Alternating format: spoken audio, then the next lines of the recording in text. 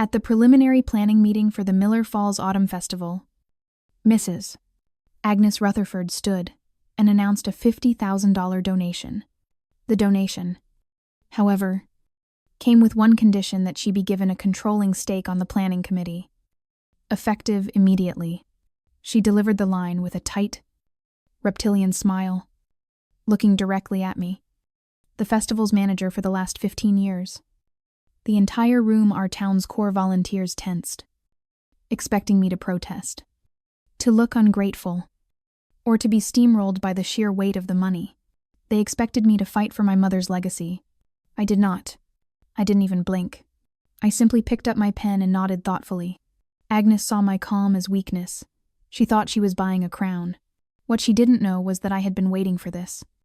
She wasn't making a donation. She was stepping into a trap she was too arrogant to see. And she had just handed me the bait. This festival was my mother's creation. It wasn't just a town event. It was her living legacy. When my mother passed away, I gave up my own dream. I had an acceptance letter in my hand, a finalist position as a pastry chef at a Michelin-starred restaurant in Chicago. I gave it all up, cashed in my small savings, and came home to this small town to take over her struggling bakery, the Miller's Hand. I did it not because it was profitable, but simply to keep her memory alive. The Autumn Festival was the one event all year that kept the bakery solvent. I had poured 15 years of my life, my youth, and my own career ambitions into this town, all to honor her, Mrs. Agnes, a wealthy widow who had moved here 10 years ago. Always treated me with a sharp, acidic politeness. How quaint. Clara, she said at a town meeting, loud enough for the council to hear, as she looked at my mother's handwritten recipe books. So rustic. You must be so proud of this little hobby. While I was awake at 4 a.m., covered in flour, baking the bread that paid the festival's insurance, Agnes was using her inherited wealth to buy status. She called my sacrifice a hobby. She didn't just want the festival. She wanted to consume my sacrifice. She wanted to prove that her new money was more powerful than my mother's legacy. And for that, there would be no polite surrender. Only a lesson. Her generosity was a practiced weapon. Last year, she had helpfully sponsored the children's tent. I had been saving for 8 months to buy a new wand. Safer inflatable slide for that tent. I skipped my own root canal, choosing to live with the pain, just to scrape together the $2,000 needed for the deposit. It was a massive financial strain, but the safety of the town's children was non-negotiable. Agnes swept in 2 weeks before the event. Clara, darling, you look exhausted, she said, her voice dripping with a false, saccharine sympathy. Please, let me take this one burden off your shoulders. It's too much for you. She wrote a check for $5,000. The very first thing she did was have her assistant take down the beautiful banner my mother had hand-sewn for that tent. The one that read, "In memory of Eleanor Miller." She replaced it with vinyl banners 6 feet high, plastered with her own face, announcing the Agnes Rutherford Children's Pavilion. She didn't just take the credit. She actively, cruelly erased my mother's memory from the very event she created. All while I was forced to use my saved $2,000 to cover the boring Sonarwai, unglamorous septic tank pumping fees. She weaponized generosity, and I knew then I would never be caught off guard by her help again. Her demand to join the committee to lend her financial expertise was the real, personal knife. I didn't just bake. I ran this festival. I handled the payroll for our temporary staff. I filed the complex state tax permits. I balanced a budget of over $100,000 every single year, scraping by on razor-thin margins. I had successfully navigated 2 recessions and a global pandemic, keeping the festival solvent when dozens of others in the state collapsed. It was my financial expertise that made this possible. Clara, you're a wonderful baker, she had said at a town meeting just last month. But we must be realistic. You're an artist, not a businesswoman. This event has simply gotten too big for you. What she didn't know was that while she was publicly dismissing my competence, she was privately trying to poach my suppliers. Mr. Henderson, our oldest apple cider vendor, had told me Agnes had offered him double his fee if he would break his contract with me, telling him that I was driving the festival into the ground and he should jump ship before I sank it. And while she was spreading those rumors, I was on the phone with the state insurance commissioner, negotiating a new liability policy that bundled all our vendors. A complex move that saved the festival $3,000. While she was playing socialite, I was doing the actual complex work. She called me an artist. She was about to meet the accountant. Her attacks weren't just on the festival, they were on the bakery itself. 6 months ago, she filed an anonymous complaint with the town council, claiming the peeling paint on my mother's original 1,952nd sign was a public blight and a health code violation. It sent me into a blind panic. I spent 2 weeks losing sleep, my stomach in knots, thinking I'd have to take out a loan I couldn't afford, which was exactly what she wanted. Agnes herself came into the bakery during that time, her face a mask of concern, offering me a generous private loan at an outrageous interest rate, just to help you get up to code. Dear, she'd purred.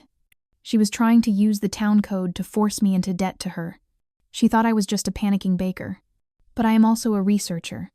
While she was scheming with her lawyer, I was at the county archive. I spent 2 days digging, and I found the original 1,953 town charter.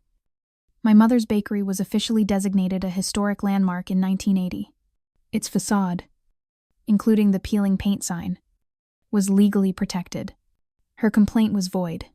I sent a copy of the charter to the town council and a polite note to her. She had mistaken my kindness for stupidity. This was an unforgivable error.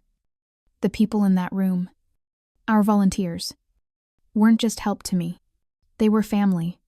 They were the ones who showed up when my mother's main oven broke. The ones who painted the bakery walls for free when she got sick. They didn't do this for money or status. They did it for the community she had built. They did it for the free coffee and day-old bread I gave them. Not because it was required, but because that's what neighbors do. Agnes never understood this. She referred to the volunteers, our friends, as the help. It's so lovely you can find people willing to do that sort of labor, she once commented to me, as if watching a nature documentary. While our volunteers were sweating in the August heat to build the main stage, she, meanwhile, was sipping iced tea on her air-conditioned porch, complaining that their hammer noise was interrupting her nap. She saw them as servants. I saw them as the owners of the festival. She thought her money was the asset. She was fatally wrong. The people were the asset. An asset she had spent 10 years insulting. She wanted to buy my festival, but she couldn't buy my people. And a festival with no people is just an empty field. She was about to learn that lesson. The room was silent. I looked at Agnes, who was preening, enjoying the power of her $50,000 bomb. I let the silence stretch, just long enough for her smile to become a little strained. I finally smiled back. It was a bright, calm, accommodating smile. Mrs. Agnes, I said, my voice projecting across the silent town hall. That is astonishingly generous. We would be fools to turn down such a commitment to our town. We absolutely accept. Agnes beamed. This was it. The moment of her coronation. She had won. She visibly straightened, ready to take over the meeting. And, I continued, I have the perfect role for someone with your dedication and resources. I picked up the agenda. This festival runs on the sweat of over 100 volunteers. And our most important, the most prestigious event is the one that honors them. I looked right into her cold, arrogant eyes. I am officially assigning you as the sole chairperson of the Volunteer Thank You Luncheon. It's our biggest logistical challenge. Managing the catering, the setup, the cleanup. It's the heart of the whole festival. We are so grateful to have your expertise taking this burden off our hands. The color drained from her face. The room knew. I had just handed the Queen of Miller Falls the servant's job. She was trapped. The $50,000 donor couldn't refuse her first assignment. Her smile was a frozen, horrifying mask. Of course, she stammered, the words choking her. I would be delighted. I watched her sit down, her entire body rigid with a fury she could not show. I had not refused her. I had not fought her. I had accepted her. And in doing so, I had publicly humiliated her. I had outpolite the predator. I knew this wasn't the end. This was a declaration of war. She had tried to buy my mother's legacy with a check. Now, enraged, she would come back to take it by force. I was counting on it. The humiliation of that first meeting festered in Agnes for exactly 1 week. I knew she was plotting. I heard from Mr. Henderson that she had hired an event consultant from the city, someone who was seen taking pictures of my bakery and writing notes on a clipboard. She was preparing for war. My leverage, my only true weapon, was the community itself. I didn't call a secret meeting. I didn't have to. I just did what I always do. I baked. And as Mr. Havanaya's, Henderson came in for his morning coffee. I told him what Agnes was planning. She thinks she can buy this. Clara, he asked, his eyes dark. This festival was built on your mother's flour and my apples. It's not for sale. I knew then. I had my alliance. The true owners of the festival, the volunteers and vendors, were ready. Agnes called the emergency town hall meeting herself. She had the town mayor, a weak man she had recently made a large donation to, send out the official notice. The room was packed. This was her stage. She stood at the front. Not in her usual pearl-strung garden party attire, but in a sharp, sevre grey pantsuit. She looked like a CEO executing a hostile takeover, which is exactly what it was. Her smart attack was a 20-page, glossy proposal, copies of which her new assistant was handing out. The title, in bold, Arrogant Fond, read, Re-energizing Miller Falls, a professional future for the Autumn Festival. It was a masterpiece of corporate slander, wrapped in the language of progress. It was a direct attack on my mother. The proposal called my mother's original, hand-drawn layout inefficient and obsolete. It called our local craft vendors low rent and rustic. It proposed replacing Mr. Papal, Henderson's cider stand, with a corporate beverage partner. It showed graphs and projections, all smoke and mirrors, designed to prove that my hobbyist management was costing the town thousands. Mrs. Miller was a wonderful woman, Agnes said, her voice oozing with false sympathy. But we must move past these sentimental, old-fashioned ways. It is time to think like a business. While she was standing there, in her $1,000 suit, dismissing my mother's life's work as sentimental, I was thinking about the 4 a.m. mornings, about the pandemic year when I personally delivered festival-in-a-box kits to every single resident, just to keep the spirit alive, losing $5,000 of my own savings to do it. She called me sentimental. I called it survival. She was using my sacrifice as her punching bag, and I was about to let her.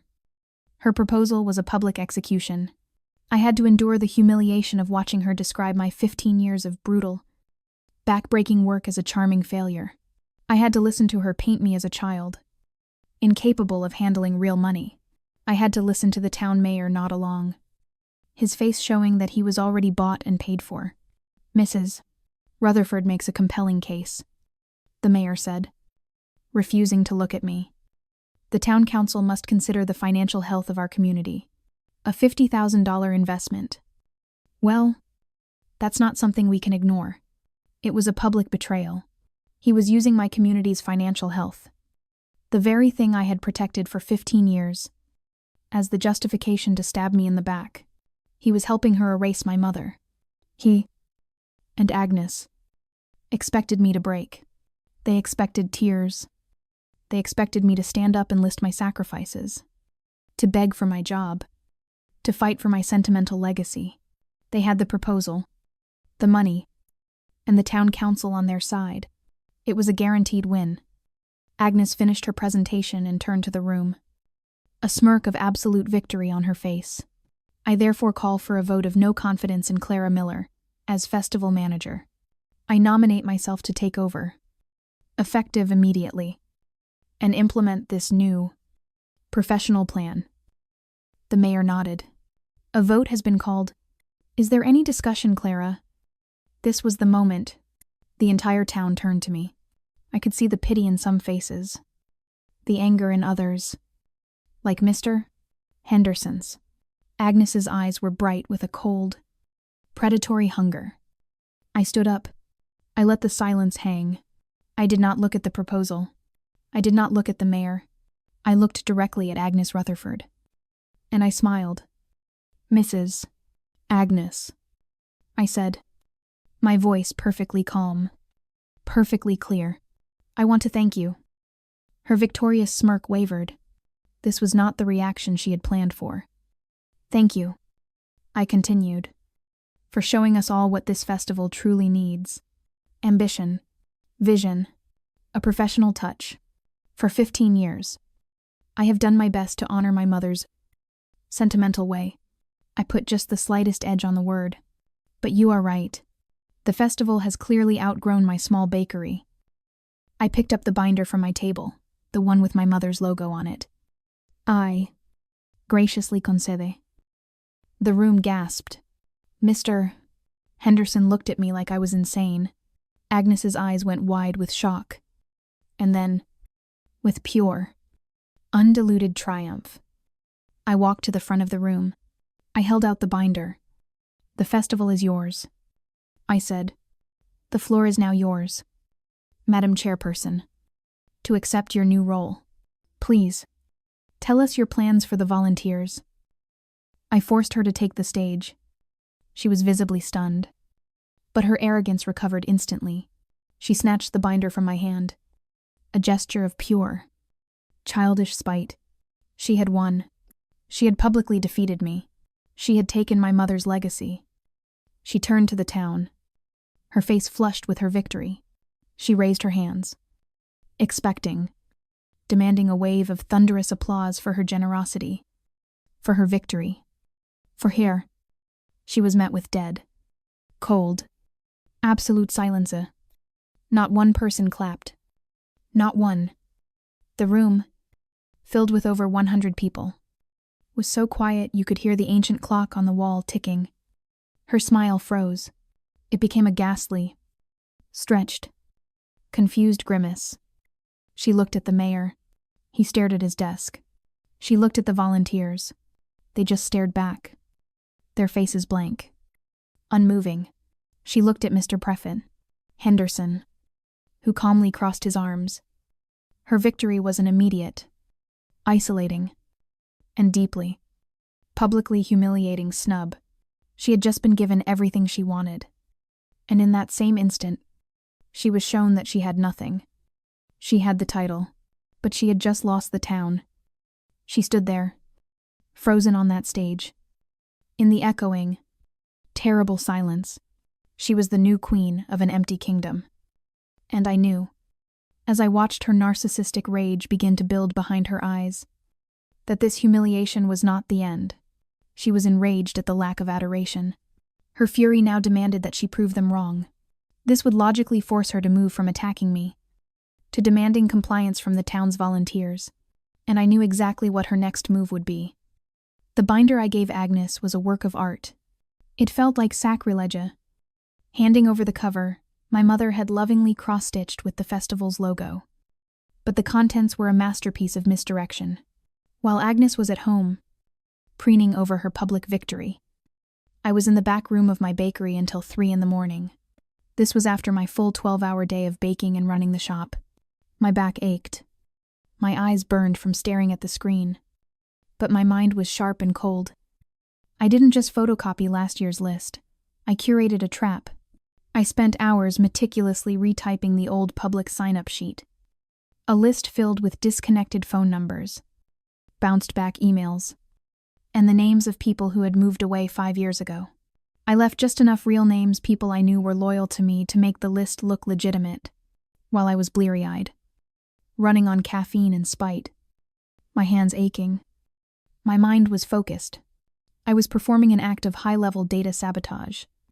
Agnes, in her arrogance, saw me as a rustic baker. She would never imagine I was capable of this. She thought she had stolen my mother's legacy.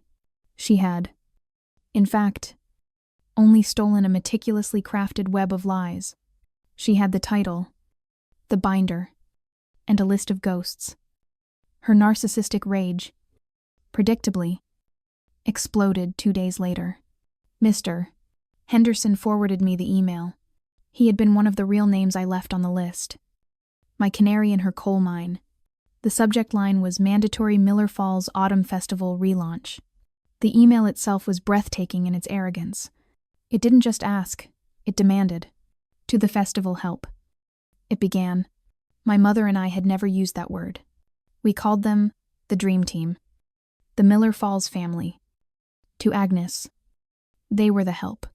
These weren't faceless laborers. This help included the town's bank manager, the elementary school principal, and Mrs. Gable, an 85-year-old widow who had co-founded the festival with my mother. Agnes, in her blind entitlement, was sending a code of conduct to the very pillars of our community, treating them like minimum wage employees. The email outlined a new dress code. Professional attire only banning the comfortable. Hand-designed t-shirts my mother used to give out, and required everyone to check in with her new 20-year-old assistant. The crown jewel was the summons, "Your mandatory attendance is required at the town hall. Thursday at 7 p.m. For the official volunteer kickoff, punctuality is expected." While Agnes was sitting in her sterile, silent mansion, typing out rules of conduct, I thought of my mother, who used to spend 3 days baking personalized thank you cookies for every single volunteer. Agnes was demanding. My mother was grateful. Agnes saw servants. My mother saw family. This insult wasn't just to me. It was to every single person who had ever given an hour of their time for free. It was an insult to my mother's memory. The betrayal was deeper than just her words. The email, I noted with a cold chill, had been sent from the official town-managed server. She had used the mayor, the man I had served coffee to for 15 years, to give her insult the official stamp of the town council. The man who had sat by, silent, while she publicly slandered my business acumen, was now actively helping her. He was her accomplice. This wasn't just Agnes anymore. This was the town leadership she had bought, turning against the very community they were supposed to serve. The sting of that realization, that my sentimental community was being actively dismantled by her cold cash, was profound. It erased any lingering guilt I had about the trap I was setting. While Agnes was busy polishing her podium, I was at my bakery. I pulled out my real list. It wasn't in a binder. It was kept in my mother's original, floor-dusted recipe book, tucked right behind the card for her signature sourdough. Agnes had stolen the professional binder, but she had left behind the rustic recipe book, the very thing she always mocked, and she had no idea that the book held all the real power. I didn't send a mass email. I didn't make demands. I spent an hour sending personal texts. This is Clara. Potluck at my place. Thursday at 6 p.m. I'm making Mom's signature sourdough. Please come. I need to see my friends. She was sending threats from a government server. I was sending an invitation from my heart. She was demanding. I was asking. She thought she was launching a corporation. I was calling my family home. The response was instantaneous. My phone lit up. Text after text. We'll be there. Clara. Disgusting. What she did. I'm bringing my famous mac and cheese. The one your mom loved. We're with you. Kiddo. Always. Mr. Henderson's text was the last one. Don't you worry about a thing. The town's memory is longer than her bank account. The betrayal I had felt at that town hall meeting. The sting of the mayor's weakness. It all washed away. I wasn't just fighting for a bakery or a festival. I was fighting for them. For the community that Agnes saw as nothing more than a new set of servants. She had insulted them. She had insulted their work, their traditions, and I had just given them the perfect, polite way to fight back. Thursday came. At 5:30 p.m., my bakery began to fill. It wasn't a potluck. It was an overflow. It was a rebellion. People brought folding chairs, coolers. Mrs. Gable, our oldest volunteer at 85, brought the casserole dish my mother had given her 20 years ago. Filled to the brim, the bakery, my mother's legacy, was bursting with laughter, with hugs, with the smell of 20 different family recipes. While Agnes was preparing her kickoff speech, likely filled with more graphs and more insults about my rustic ways, I was hugging Mrs. Gable. We were mourning and celebrating my mother's true legacy. All at once. This was the real festival. This was the community she would never, ever be allowed to touch. At 7:15 p.m., my phone buzzed. It was a text from Sarah, the town clerk, who was working late at the town hall. It was just a picture. The picture was of the massive, cavernous town hall auditorium. The room was set up with a podium and 100 chairs. In the front row sat 3 women, looking confused and checking their watches. I recognized them instantly. They were Agnes's bridge club partners. The text from Sarah simply read, "The help is a no-show. Total attendance, 3. I looked at the picture. Then I looked around my bakery, which was so full that people were spilling out onto the sidewalk, sharing plates and laughing. The music from Mr. Henderson's pickup truck filling the air. This was poetic justice. She wanted to be the center of the community. I had just proven, publicly, that she was the community. Of 3 people. I held up the phone. The room quieted. I showed them the picture. A moment of silence. And then, a wave of laughter that I'm sure she could hear. 3 blocks away in her empty place. Silent Hall. She had been publicly, catastrophically shunned. But I knew this wasn't the end. This humiliation was too profound for a narcissist like Agnes to bear. She had been beaten by the common volunteers. Her rage would be irrational. She had lost the people.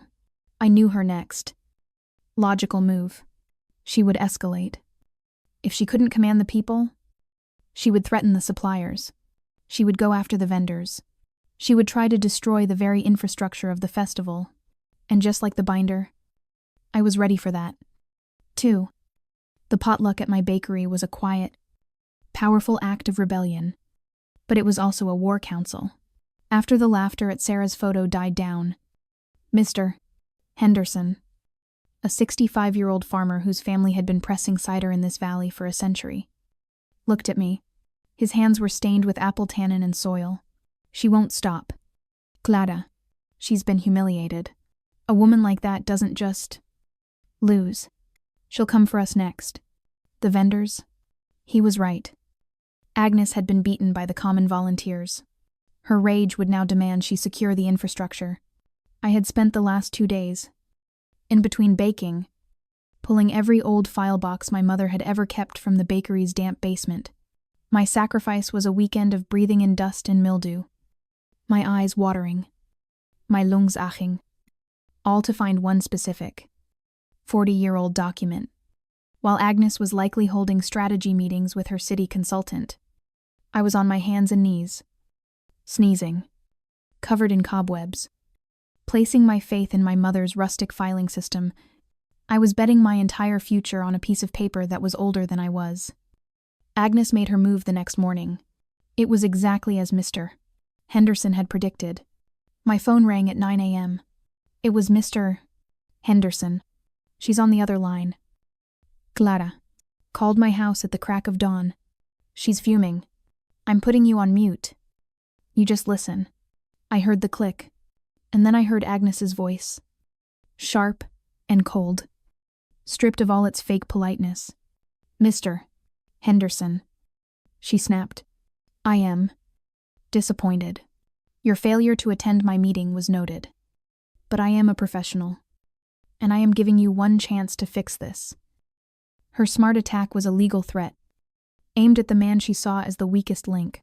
"I have your vendor application from last year right here. It is a contract with the festival. You are legally bound to provide your product." I could hear the sneer in her voice. Failure to comply will be seen as a breach. My lawyers will be delighted to take this to court. Or, you can simply show up, and we will forget this unpleasantness.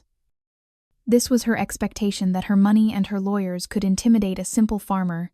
She was threatening to sue him, to ruin his small family business over a festival application. While she was doing this, while she was threatening the kindest man I knew, the man who had co-signed the loan for my mother's first oven, I was standing in my bakery, holding the document I had found.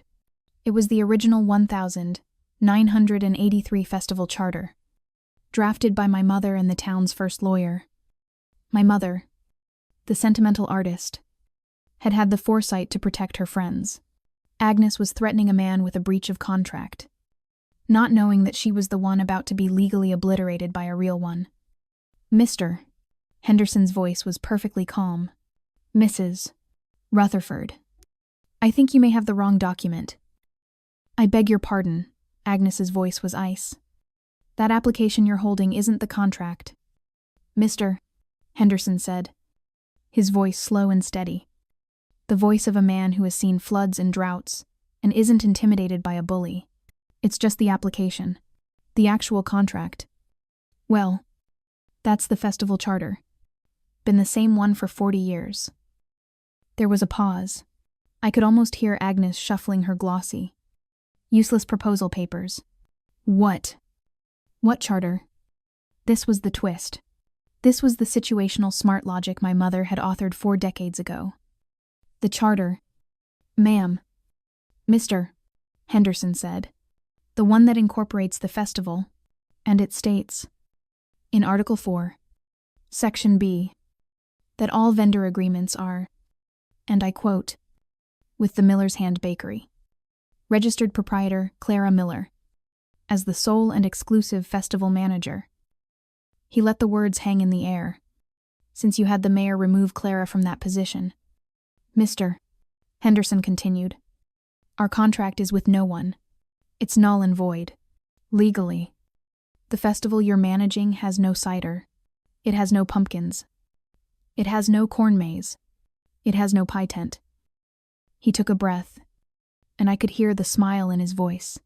In fact, all 37 of us local vendors have that exact same charter. So, no. Ma'am, I won't be in breach. Because there is no contract.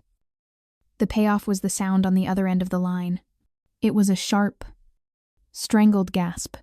It was the sound of a narcissist realizing she has been completely, totally, and legally outmaneuvered. Agnes had spent thousands on consultants. She had her glossy 20-page proposal. She had the mayor in her pocket. And she was just defeated by a 40-year-old piece of paper, authored by the sentimental, rustic baker she had so arrogantly dismissed. She had no volunteers. And now, she had 0 vendors. Her professional festival was nothing but an empty field. You. Hick, she finally shrieked, her mask of professionalism shattering into 1,000 pieces. You did this. You and that baker. You will rue this day. The line went dead. Mr. Henderson clicked back over. Well, he said simply, I believe that's that. Not kite, I said, my voice cold. I was staring at my mother's cross-stitched logo on the binder I'd almost given away. Agnes was cornered. She had been beaten by the help. She had been beaten by the Hicks. She had been beaten by my living community, and now by my mother's ghost. Her logic was gone. Her public image was shattered. A narcissist in this position doesn't retreat. They destroy. She's going to come for the bakery. Mr. Henderson, I said, my voice shaking just slightly. Not with fear, but with a cold, absolute certainty. She's lost everything. She's going to try and destroy the one physical thing that represents her humiliation. She's going to try and burn my mother's legacy to the ground. Then she'll have to come through the whole town first. He replied. Mr. Henderson's words. Then she'll have to come through the whole town first. Were not a metaphor. I spent that night, after my warning, not just in fear, But in preparation, the first thing I did was take $600 out of my emergency savings. That money, scraped together by skipping my own dental work for 2 years, was meant for a new oven rack. Instead, I drove to the city and bought the most expensive, high-definition, night vision security camera system they had. While I was on a ladder at 3 a.m, my hands shaking so much, I could barely drill the screws. I felt a profound sense of violation. She had forced me to turn my mother's home, a place of warmth and flower, into a fortress. She had stolen my safety, while I was sacrificing my last financial cushion to protect my mother's legacy. Agnes was likely in her sterile mansion, plotting how to destroy it, believing I was a rustic baker too poor and too stupid to have a camera. She didn't just want to win, she wanted me to have nothing. The second thing that happened was the community watch. Mr. Henderson and the other vendors, the Hicks Agnes had dismissed, organized it themselves. They set up an informal rotation. These were farmers and small business owners, men and women who needed to be up at 4 a.m. for their own lives. The guilt I felt was suffocating. My war was now forcing my friends to lose sleep, to sit in their cold trucks in the dark, all to protect my bakery. This was the community Agnes claimed to be saving, while these good, decent people were sacrificing their own health and safety to protect a town landmark. Agnes, the professional, was plotting to destroy it. She wasn't just a bully, she was a sickness, and I knew her accomplice. The mayor was sitting silently by, letting her poison our town. He was the one who took her $50,000 check. He was the one who let her use the town hall to humiliate me.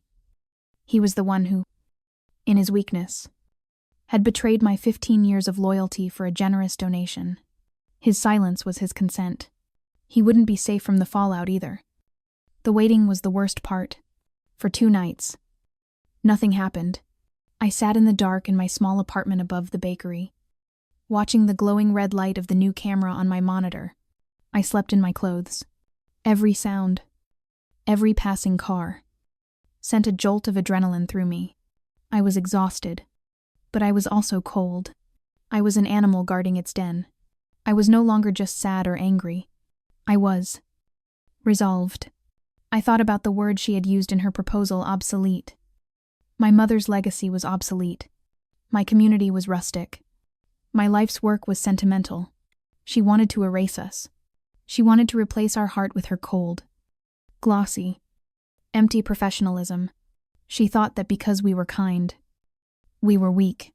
She thought that because we valued memory, we were stupid. She had mistaken our soul for a flaw. The attack came at 2:47 in the morning.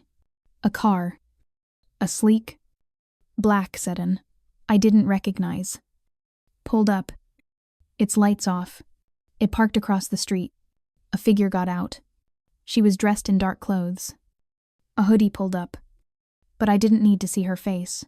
I knew the arrogant, impatient way she walked. It was Agnes. My leverage was the new $600 camera, now recording in crystal clear night vision. My other leverage was Mr. Henderson, parked in his dark blue pickup truck a block away, his phone already in his hand. Agnes thought she was alone. She was acting on pure, impulsive, narcissistic rage. This was the table flip. She pulled something from her trunk, a crowbar, and a can of spray paint. She expected to destroy my storefront, to shatter the windows my mother and I had washed together every Saturday for my entire childhood. She expected to leave me a broken, sobbing mess, surrounded by the ruins of my sentimental life. She marched up to the front door. She looked around, her movements jerky and full of fury. She raised the crowbar, but then she stopped. Smashing the window would be too quick. She wanted to desecrate. She shook the spray paint can. The rattling sound was hideously loud in the silent street. She began to spray. I watched on my monitor, my heart frozen. She was painting on the front door, the one my mother had hand-painted with the bakery's name. She was writing one word: failure. That was the moment the twist occurred. That's enough. Agnes. Mr. Henderson's voice cut through the night. He had stepped out of his truck and was walking calmly. His phone held up. Recording. Agnes shrieked. It was not a human sound. It was a sound of pure, animalistic rage and surprise. She spun around. Her face contorted. "You," she screamed. "You. You hick." "I am Mr. Henderson said calmly. "And I'm also a witness. So is the new camera right above your head." Agnes looked up, and her face, even in the grainy night vision, collapsed. She saw the blinking red light. She was trapped. And then, the final, beautiful payoff. The sound of a siren. Mr. Henderson hadn't been watching alone. He had called the police the moment she got out of her car.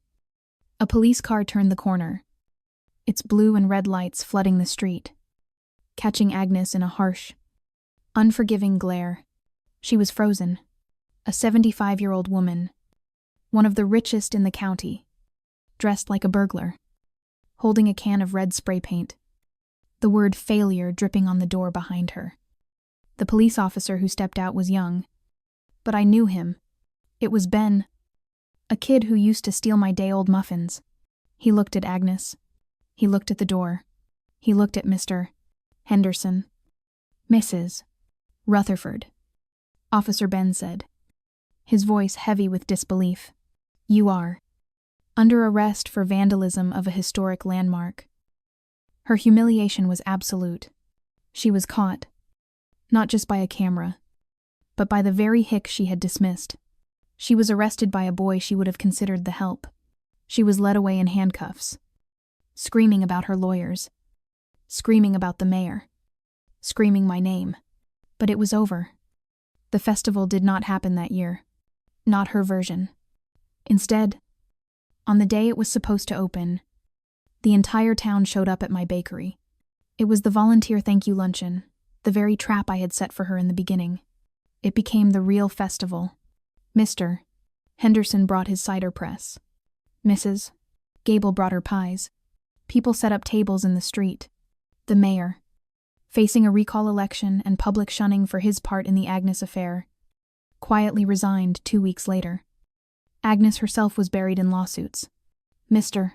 Henderson sued her for defamation. The town sued her for damages, and I sued her for the vandalism and the conspiracy to destroy my business. She was ruined, socially and financially. She put her mansion up for sale and was gone by Christmas. I stood in the doorway of my bakery, the door freshly painted, my mother's sign shining. I was handing out slices of her signature sourdough bread. Mr. Henderson raised his cup of cider to me. I raised my slice back. She had tried to buy my mother's legacy. She had tried to destroy it. But she had failed to understand. You can't destroy a legacy that lives in the hearts of the people. She called us rustic. She called us obsolete. But we were still here. And she was gone.